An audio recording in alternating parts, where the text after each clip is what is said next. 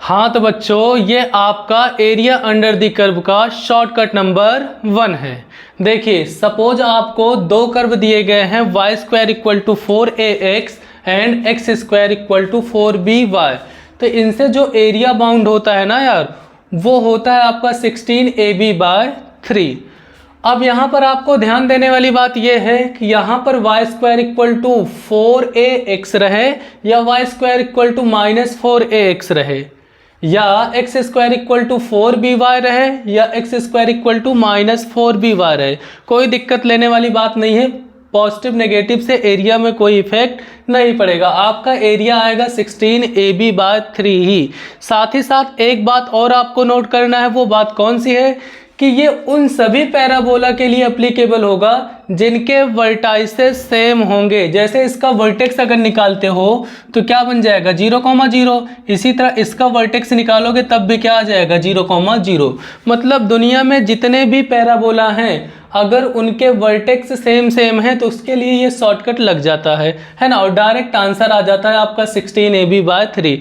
अगर आप long cut से जाओगे तो आपको फिर क्या करना पड़ेगा, दोनों कर्व को सिंप्लीफाई करना पड़ेगा, वहां से इंटरसेक्शन पॉइंट निकालना पड़ेगा, फिर आपको या तो y के रेस्पेक्ट में इंटीग्रेट करना पड़ेगा या तो x के रेस्पेक्ट में। अगर आप y के रेस्पेक्ट में इंटीग्रेट करते हो तो क्या करना होता है यार, x अपर माइनस x लोअर का इंटीग्रेशन। इसी तरह अगर आप करते हो x एक्सिस के रेस्पेक्ट में तो y अपर माइनस y लोअर का इंटीग्रेशन करना होता है, और वो थोड़ा सा लंबा जाता है। देखिए, आपको वही शॉर्टकट में बताता हूँ जो सच में बहुत ही ज़्यादा आपके लिए यूजफुल है। इनको याद रख लेना ही बहुत अच्छा है, क्योंकि ये बार बार यूज होते हैं ना यार, याद रहेगा तुरंत आंसर आप निकालोगे। जैसे सीटी या एनडीए के एग्जाम में तो डायरेक्ट क्वेश्चन आते हैं, मेंस में भी अभी 2-3 क्वेश्चन करवाऊंगा, देखना मेंस में क्वेश्चन आए हुए हैं। अगर आप ये जानते हैं तो बड़े आसानी से क्वेश्चन को कर लोगे, नहीं तो इंटीग्रेशन में यार फंस जाओगे, थोड़ा सा समय कंज्यूम होगा। तो टाइम बचाना है तो ये आपको करना ही पड़ेगा, इतना तो याद रखना ही पड़ेगा।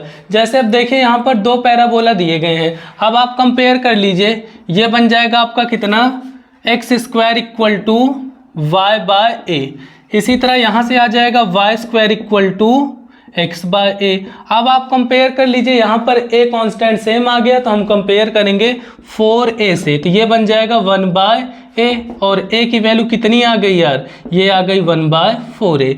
इसी तरह आप 4b क्या लिख दोगे, 4b लिख दोगे 1/a, और आ जाएगा b is equal to 1/4a। अब एरिया क्या होता है, एरिया की बात करेंगे तो आ जाएगा कितना, 16ab/3, और पुट कर दीजिए 16a की वैल्यू आपकी आ जाएगी 1/4a, और ये आपका 1/4a/3। यहाँ से आ जाएगा फाइनली आपका answer 1/3a²। 4a cancel out हो जाएगा 16 से, और आपका आंसर आ जाएगा 1/3a²। बात समझ रहे हैं कि नहीं।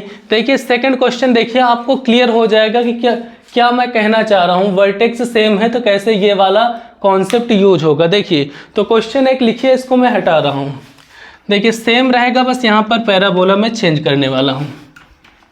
ये आपका आ गया, सपोज y-3 का whole square is equal to 4x-2 and x-2 का whole square is equal to -8y-3।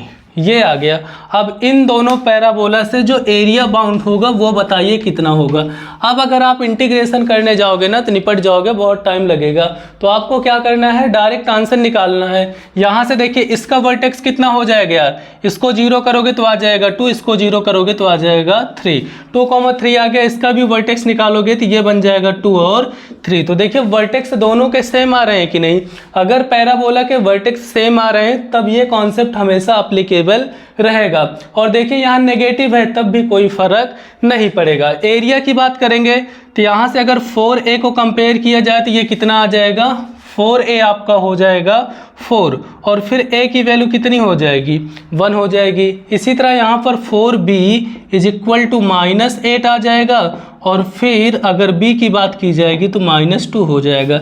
Area आपका होता है 16ab/3। पुट कर दीजिए 16 × 1 × -2। अपॉन 3, ये आ जाएगा -32/3। लेकिन यार एरिया आपकी नेगेटिव नहीं होती है, तो यहाँ पर जो भी आंसर आएगा उसे पॉजिटिव बना देना है। 32/3 यूनिट स्क्वायर इसकी एरिया हो जाएगी। एक क्वेश्चन आपके लिए देते हैं और आपको बताना है इसका आंसर कितना होगा कमेंट बॉक्स में। बस यहाँ पर मैं कर्व चेंज कर देता हूँ। देखिए क्वेश्चन ले लीजिए, y² = -12x and x² = 8y। बताइए इन दोनों कर्व से जो एरिया बाउंड होगी उसकी वो कितना होगी। आपको कमेंट बॉक्स में कमेंट करना है।